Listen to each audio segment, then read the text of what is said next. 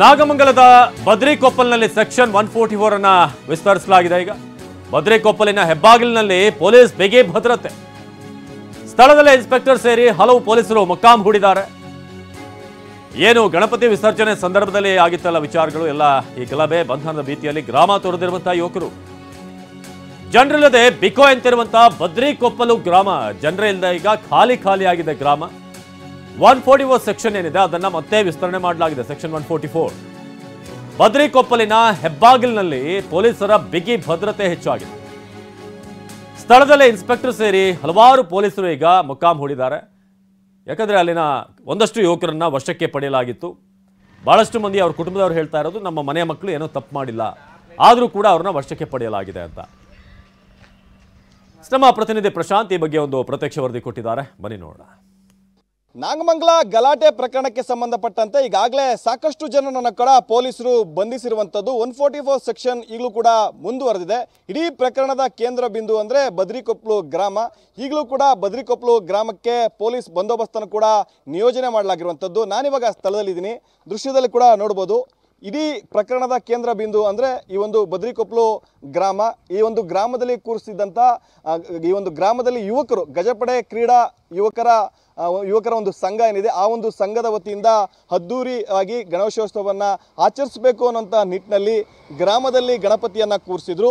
ಗಣಪತಿಯನ್ನು ಮೆರವಣಿಗೆಗೆ ತೆಗೆದುಕೊಂಡೋಗಿ ವಿಸರ್ಜನೆ ಮಾಡ್ತಿದ್ದಂಥ ಸಂದರ್ಭದಲ್ಲಿ ಕಲ್ಲು ತೂರಾಟ ಆಯಿತು. ಆ ನಂತರದಲ್ಲಿ ಇಡೀ ನಾಗಮಂಗಲ ಪಟ್ಟಣ ಒತ್ತಿ ಉರಿದಿರುವಂಥದ್ದು. ಹೀಗಾಗಿ ಈಗಲೂ ಕೂಡ ಈ ಒಂದು ಗ್ರಾಮದಲ್ಲಿ ಯಾವುದೇ ರೀತಿಯ ಅಹಿತಕರ ಘಟನೆಗಳು ನಡೀಬಾರ್ದು ಅನ್ನೋಂಥ ನಿಟ್ಟಿನಲ್ಲಿ ಈ ಒಂದು ಗ್ರಾಮದ ಎಂಟ್ರಿ ಪ್ಲೇಸ್ನಲ್ಲಿಯೇ ಪೊಲೀಸರನ್ನು ಕೂಡ ನಿಯೋಜನೆ ಕೂಡ ಮಾಡಲಾಗಿರುವಂಥದ್ದು. ಇನ್ಸ್ಪೆಕ್ಟರ್ ಸಂತೋಷ್ ಅವರ ನೇತೃತ್ವದಲ್ಲಿ ಇಲ್ಲಿ ಪೊಲೀಸ್ ಬಂದೋಬಸ್ತನ್ನು ಕೂಡ ಮಾಡಲಾಗಿದೆ. ಒಂದು ಕಡೆ ಈಗಾಗಲೇ 144 ಸೆಕ್ಷನ್ ಕೂಡ ಜಾರಿಯಾಗಿರುವಂಥದ್ದು. ಮತ್ತೊಂದು ಕಡೆ ಪ್ರಮುಖವಾಗಿ ತೋರಿಸ್ತೀನಿ, ಈ ಒಂದು ಗ್ರಾಮದಿಂದ ಒಂದು 100ರಿಂದ 200 ಮೀಟರ್ ದೂರದಲ್ಲಿಯೇ ಒಂದು ದೊಡ್ಡದಾದಂಥ ಒಂದು ಪೆಂಡಾಲನ್ನು ಹಾಕಿ ಅಲ್ಲಿ ಗಣಪತಿಯನ್ನು ಕೂರಿಸುವಂಥ ಕೆಲಸವನ್ನು ಕೂಡ ಇಲ್ಲಿನ ಯುವಕರು ಕೂಡ ಮಾಡಿದರು. 5ನೇ ದಿನದ ಹಿನ್ನೆಲೆಯಲ್ಲಿ ಗಣಪತಿಯನ್ನು ವಿಸರ್ಜನೆ ಮಾಡೋದಕ್ಕೆ ತೆರಳುತ್ತಿದ್ದಂಥ ಸಂದರ್ಭದಲ್ಲಿ ಈ ಅವಘಡ ಸಂಭವಿಸಿದೆ. ಈ ಒಂದು ಕಲ್ಲು ತೂರಾಟ ಘಟನೆ ಕೂಡ ಸಂಭವಿಸಿರುವಂಥದ್ದು. ಪ್ರಕರಣಕ್ಕೆ ಸಂಬಂಧಪಟ್ಟಂತೆ ಈ ಒಂದು ಗ್ರಾಮದ ಹಲವು ಯುವಕರನ್ನು ಕೂಡ ಈಗಾಗಲೇ ಬಂಧಿಸಿ ಜೈಲಿಗೆ ಕಳಿಸುವಂಥ ಕೆಲಸವನ್ನು ಪೊಲೀಸರು ಮಾಡಿದ್ದಾರೆ. ಮತ್ತೊಂದು ಕಡೆ ಈ ಒಂದು ಗ್ರಾಮದಲ್ಲಿ ಸಾಕಷ್ಟು ಆತಂಕ ಕೂಡ ಮನೆ ಮಾಡಿರುವಂಥದ್ದು. ಅಂದರೆ ಗ್ರಾಮದಲ್ಲಿ ಮತ್ತಷ್ಟು ಜನ ಕೂಡ ಬಂಧಿಸುವಂಥ ಸಾಧ್ಯತೆ ಇದೆ ಅಂತೇಳಿ ಸಾಕಷ್ಟು ಈ ಒಂದು ಗ್ರಾಮದ ಯುವಕರು ಕೂಡ ಈಗಾಗಲೇ ಮನೆಯನ್ನು ತೊರೆದಿರುವಂಥದ್ದು. ಹೀಗಾಗಿ ಕೆಲವೇ ದಿನಗಳ ಹಿಂದೆ ಸಾಕಷ್ಟು ಅದ್ದೂರಿಯಾಗಿ ಸಾಕಷ್ಟು ಆಚರಣೆಯನ್ನು ಮಾಡಿದಂಥ ಈ ಒಂದು ಗ್ರಾಮ ಈಗ ಬಿಕೋ ಅಂತ ಇದೆ. ರಸ್ತೆಗಳೆಲ್ಲವೂ ಕೂಡ ಖಾಲಿಯಾಗಿರುವಂಥದ್ದು. ಮುಂಜಾಗ್ರತಾ ಕ್ರಮವಾಗಿ ಇಲ್ಲಿ ಪೊಲೀಸರು ಕೂಡ ನಿಯೋಜನೆ ಮಾಡಿದ್ದಾರೆ. ಕೆಲವೊಂದಿಷ್ಟು ಮಂದಿಯನ್ನು ಈಗ ಬಂಧಿಸಿದ್ದಾರೆ. ಮತ್ತೊಂದಿಷ್ಟು ಜನರು ಕೂಡ ಪ್ರಕರಣದಲ್ಲಿ ಭಾಗಿಯಾಗಿದ್ದವ್ರನ್ನ ಬಂಧಿಸ್ತೀವಿ ಅನ್ನೋಂಥದ್ದು ಕೂಡ ಪೊಲೀಸರು ಹೇಳ್ತಾ ಇರುವಂಥದ್ದು. ಮುಂಜಾಗ್ರತಾ ಕ್ರಮವಾಗಿ ಮತ್ತೆ ಯಾವುದೇ ರೀತಿಯ ಅಹಿತಕರ ಘಟನೆಗಳು ನಡೀಬಾರ್ದು ಅನ್ನೋಂಥ ನಿಟ್ಟಿನಲ್ಲಿಯೇ ಈ ಒಂದು ಬದ್ರಿಕೊಪ್ಪಲು ಗ್ರಾಮದ ಬಳಿ ಪೊಲೀಸರು ಕೂಡ ನಿಯೋಜನೆ ಮಾಡಿರುವಂಥದ್ದು. ಈಗಾಗಲೇ 144 ಸೆಕ್ಷನ್ ಕೂಡ ಜಾರಿಯಲ್ಲಿ ಇದೆ.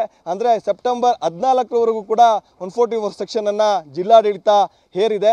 ಒಟ್ಟಾರೆ ಹೇಳುವಂಥದ್ದಾದರೆ ಈ ಪ್ರಕರಣದ ಕೇಂದ್ರ ಬಿಂದು ಅಂದರೆ ಬದ್ರಿಕೊಪ್ಪಲು ಗ್ರಾಮ. ಈ ಒಂದು ಗ್ರಾಮದಲ್ಲಿಯೇ ಗಣಪತಿಯನ್ನು ವಿಸರ್ಜನೆ ಮಾಡೋಕ್ಕೆ ತೆರಳುತ್ತಿದ್ದಂಥ ಸಂದರ್ಭದಲ್ಲಿಯೇ ಈ ಒಂದು ಗಲಭೆ ಕೂಡ ಉಂಟಾಗಿರುವಂಥದ್ದು. ಈ ನಿಟ್ಟಿನಲ್ಲಿ ಈ ಒಂದು ಗ್ರಾಮಕ್ಕೆ ಪೊಲೀಸರನ್ನು ಕೂಡ ನಿಯೋಜನೆ ಮಾಡಿರುವಂಥದ್ದು.